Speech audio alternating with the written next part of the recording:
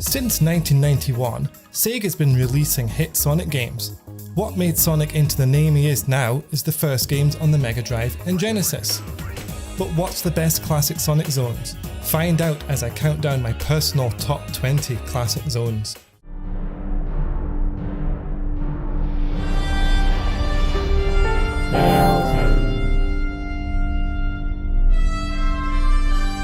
I'm Melton, your friendly monster gamer from planet Space, on my mission to discover everything great from Sega. Before we get into the list, here's a few rules. I'm only including the classic Mega Drive and Genesis main games, and Sonic Mania as it's in the original 16-bit style. So that's Sonic 1, Sonic 2, Sonic 3 and Knuckles, Sonic CD, and of course Sonic Mania. In total that's well over 50 zones to choose from. I'm only counting a zone once. So if it appears in Sonic 1 and Mania like Green Hill does, it's either one or the other. Top zones from levels from Master System, Dreamcast and modern Sonic games I'll cover in future videos. This list took ages to make, as I considered every zone with the main areas looked at being level design, including gameplay and graphics, the music and the boss fights. I'll be posting up a blog post showing each zone's scores on my website, the link's in the description. Anyway, that's enough. Let's get started with the top 20 classic zones. As the third zone from the original game, Spring Yard Zone features many fast sections, but also includes these slower sections that get in the way of the flow. Otherwise it would be higher on this list. The music of course is great, and the Robotnik battle is one of my personal favourites and was pretty challenging as a kid.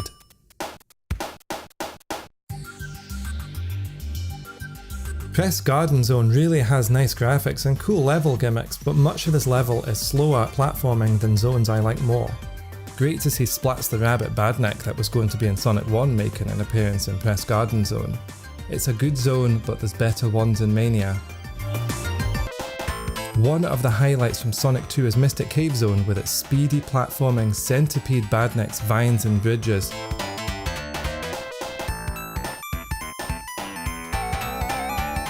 Nice haunted underground cave music, but the boss is nothing that I want to replay over and over. Great level apart from that.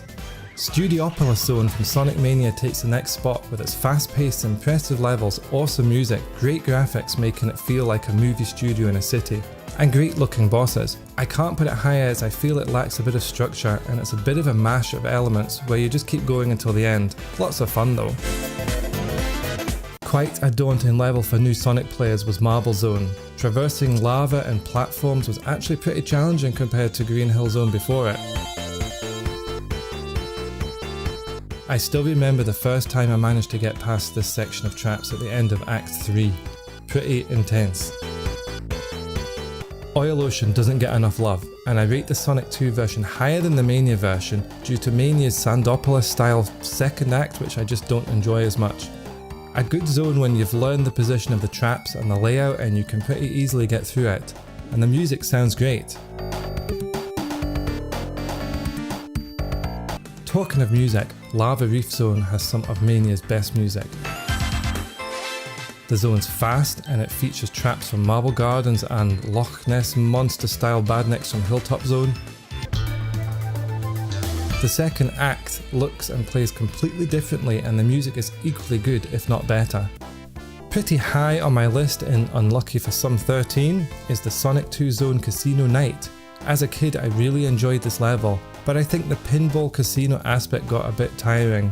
Still a lot of fun bouncing about the place, and the challenging Robotnik encounter remains one of the series' highlights. Death Egg Zone from Sonic 3 and Knuckles shakes things up with challenging gameplay, much of it upsides down. Nice speedy sections and some of the greatest bosses within the series. This level leads into the pretty epic endgame boss. Metallic Madness with its shrinking lasers and crazy level design is great both in the Sonic CD version, and as much as I'd love this to be the first entry to Sonic CD, the Mania version just plays better and has much better boss battles, including this one with mini Sonic R-esque Amy Dolls and Robotniks, or Eggmans if you prefer. And into the top 10. At number 10 I've chosen the sublime Starlight Zone from Sonic 1. After the frustrating Labyrinth Zone comes the welcoming, relaxing yet fast-paced atmospheric Starry Night Sky level with stand-up music being some of the best Mega Drive music ever made. Still a tricky zone in parts and a nice boss battle at the end. Starlight Zone is a personal favourite and I'm so happy to put it within my top 10. Another entry from Sonic Mania at number 9 with Titanic Monarch Zone, featuring parts from the end stage zones of Sonic 2's Metropolis Zone and Sonic 1's Scrap Brain Zone. This fast-paced level looks and sounds great, but requires some skill to get through, being Mania's final zone. It's fast, it's tricky, it's how a final Sonic level should be. The final boss, while not my favourite in the series, is great, and is a nice finish to Mania. Unless you have all the emeralds, then you go on to face the final boss. Taking things a little easy at number 8 is the first of Sonic 2's zones. Going back to rolling green hills and loops the series is known for, this level is so much fun to play. There's nothing difficult here, and it's easy to run through to the end.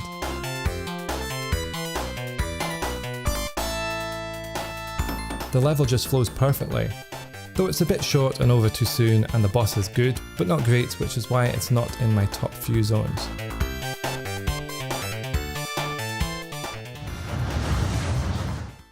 Another fast-paced level with plenty loops at number 7 was Stardust Speedway Zone from Sonic Mania. Again, the Sonic CD version is a standout, but the Mania version just flows so much better and sounds great.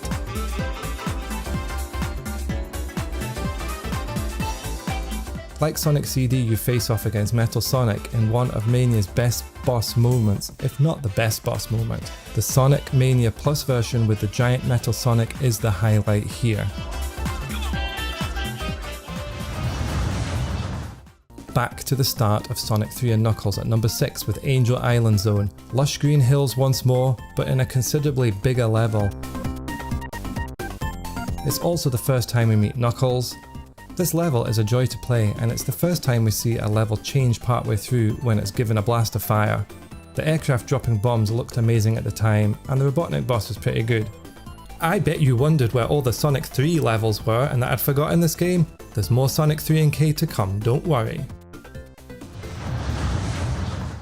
And here's more. Into the top 5 classic Sonic zones, Ice Cap Zone from Sonic 3 and Knuckles is my number 5. Music really does make a level in a game, and this level has such a great soundtrack.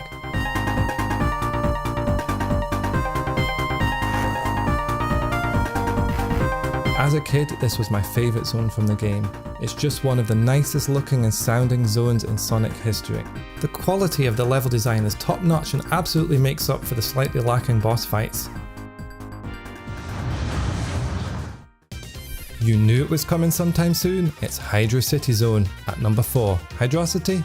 Again, the music is fantastic. Although Sonic is not known for its great underwater levels, Hydrocity nails it with a perfect mix of underwater sections. If you are good at the game, you can avoid most of them and you just zoom past everything at high speed.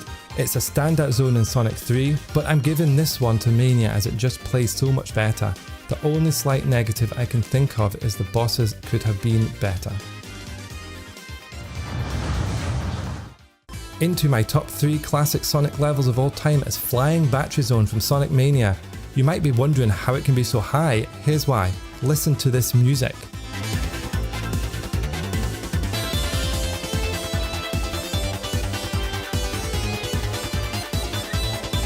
Sounds fantastic. This level plays great and is a blast start to finish. It's Sonic Mania at its best. The boss is pretty innovative and shakes things up from the usual boss battles. At number 2, none other than the classic Chemical Plant Zone, and yes, this is the Sonic 2 version. The Mania version is excellent for sure, but this is better. The original's music is perfect, and it's the first time in the series that Sonic has gone so fast. Some of the greatest level design in gaming history in my opinion. Even the infamous underwater section that comes out of nowhere to interrupt your run can be seen as a welcome change of pace. And again, Robotnik is a pretty fun fight. Okay, before we get to number 1, any ideas so far? Let's give Sonic CD a bit more love. If it wasn't for the Mania versions, Sonic CD would have featured high on this list. Let's count down. In at number 10 is Starlight Zone, 9 is Titanic Monarch, 8 is Emerald Hill, 7 is Stardust Speedway, 6 is Angel Island, 5 is Ice Cap Zone, 4 is Hydrocity, 3 is Flying Battery, 2 is Chemical Plant.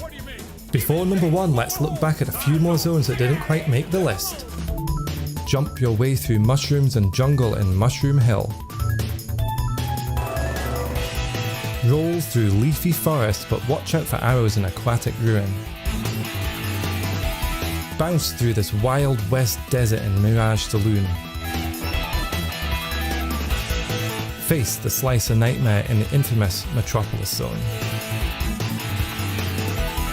Travel through sacred ancient ruins to battle Mecha Sonic in Sky Sanctuary.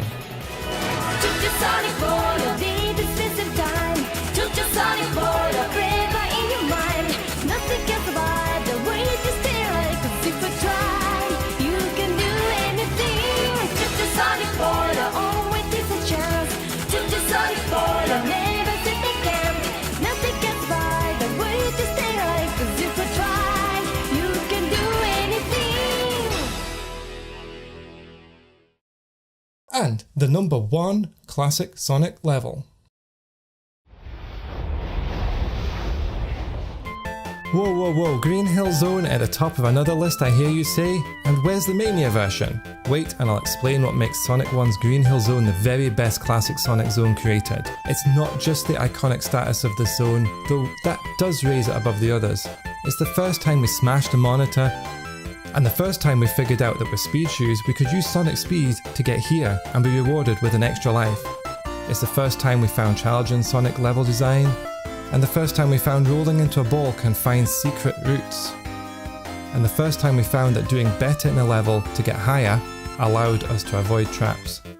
But what makes Green Hill Zone so perfect is as soon as the music and level starts, you jump for the rings, meet your first Moto Bug Badnik, and proceed through an incredibly well set of levels that teaches you how to play and become better at Sonic.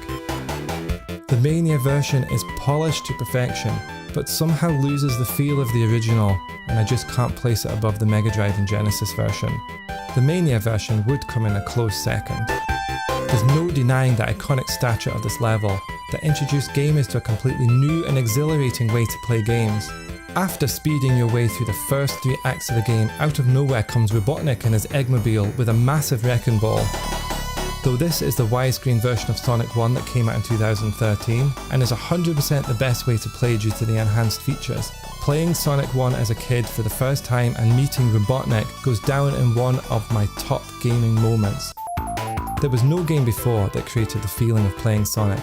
And putting the cartridge into my Sega and playing Green Hill for the first time is something I'll never forget, and it's what started me on my journey to become the gamer and Sega fan I am today. Green Hill deserves the top spot on my list and absolutely is my favourite zone from classic Sonic games.